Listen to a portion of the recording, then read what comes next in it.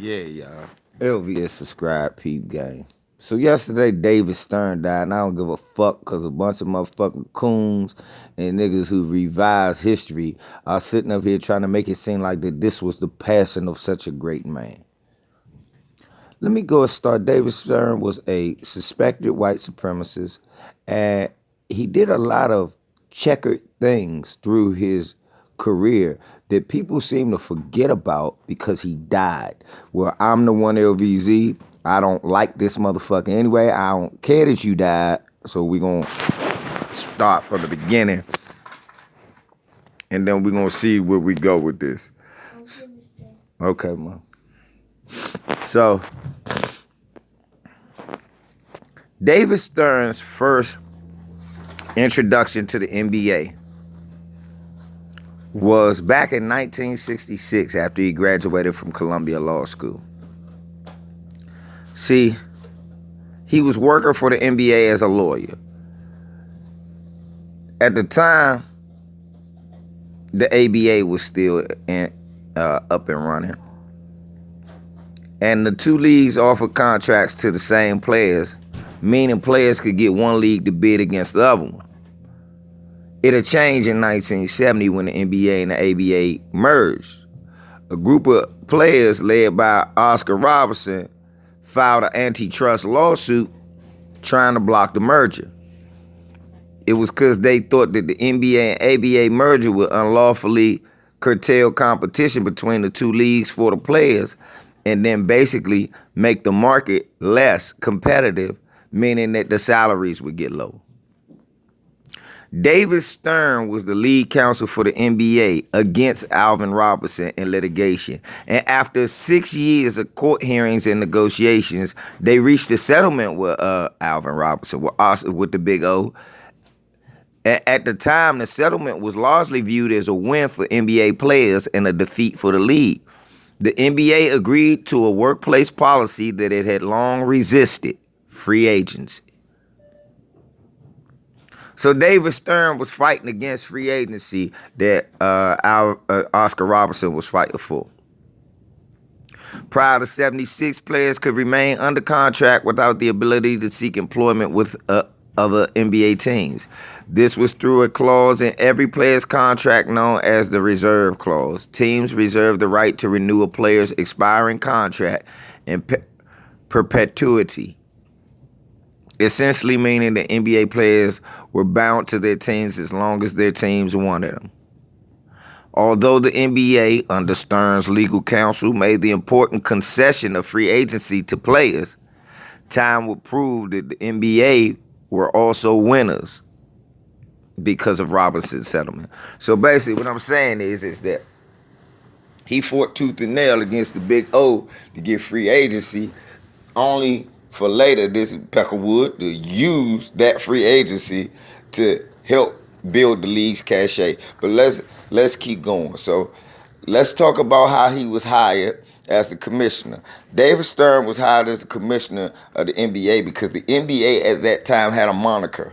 The moniker was the NBA was, watch this, too black. There was too many black people on the NBA and white fans that started to tune out. It was on tape delay, and by competing with the ABA at that time, it really didn't get the standing that it has now. Fast forward to what we had to 1980, 84. When Stern gets in the league, he does strict drug policies and starts kicking black players out the league. And all of a sudden, the birth of the great white hype, Larry Bird, comes. Now, I can't knock him pushing Larry Bird and Magic Johnson when you consider that the most watched game at that time was still Magic and Bird in college. Shit, that record barely just got broke. So I can't blame him for that. But it seemed like it was an obvious attempt to push Larry Bird a little more than Magic and the other guys to appease white viewers. I'm not saying Larry Bird wasn't a great player. I really believe he was one of the greatest. But my problem was that David Stern kind of went out of his way to pump Larry up. But anyway, you get the Lakers, the Celtics, and things like that, and the league builds its cachet. Then Michael Jordan's marketing program came in. David Stern had something to do with that. If you don't believe me, just check out what Michael Jordan said. Michael Jordan said the league wouldn't be there if it wasn't for him, and he focused on us, the stars. So much so that he changed the rule for you, Michael, in 91, and now flagrant fouls happen all the time, and bitch-ass niggas act like LeBron James started the flagrant foul, when actually Michael Jordan was the one that did it, and then lying-ass niggas act like that Michael Jordan played in the toughest era when he actually cried and bitched and whined like a hoe until the flagrant foul rule came, and then that's when he won his first championship. I know niggas don't like the truth, but fuck you, it's the truth. Now, what else did this son of a bitch do? Malice in the Palace.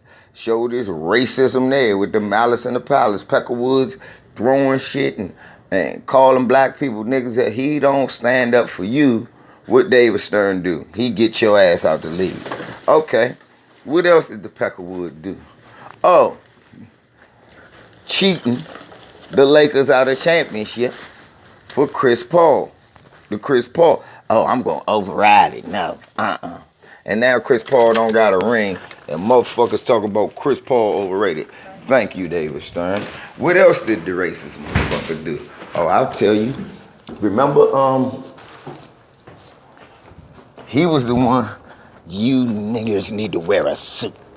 I don't want to see any of my niggers in throwbacks. I don't want to see you niggers in baggy pants. Then you got Brendan Hayward Coon. He was doing that so that our sponsors. Nigga, look, NBA players was not wearing no goddamn suits in none of them commercials. A lot of them commercials, them niggas was wearing jerseys, sweatpants, gold chains, and do-rags, just like they was wearing on the goddamn bench. But just like the white supremacist he didn't want to see black people express themselves the way that they like to express themselves, and he figured he had to put the big hand on them and tell Jermaine O'Neal and Allen Iverson and the rest of those guys, look, you're going to do what I say when I say it.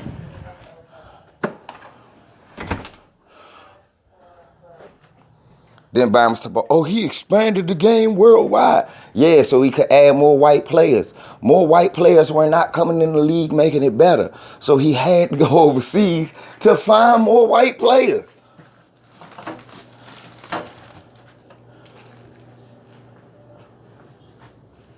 Then, another thing about David Stern made him a white supremacist piece of shit. Donald Sterling. He knew about Donald Sterling since the 80s, y'all, and never did a thing. Covered up for him for years. Stern did. The Mark Cubans of the world, all those racist ass owners. Your man Stern knew about it, but he was about business. He didn't care. You think David Stern didn't know Donald Sterling was sued for discrimination, or Donald Sterling had a history of making racist statements? Everybody knew he did. David Stern kept it all under wraps for years. And now motherfuckers want to come out crying, oh, this such a sad thing. Oh, Lord, oh, the commission. Fuck the commission. Oh, Lord, my commission. Oh, Lord, what he done for the game? Nigga ain't shot one jump shot. What he do for the game? Man, fuck David Stern. And y'all stop overhyping motherfuckers because they die. One LVZ, man. I'm on. David Stern. Kiss my ass.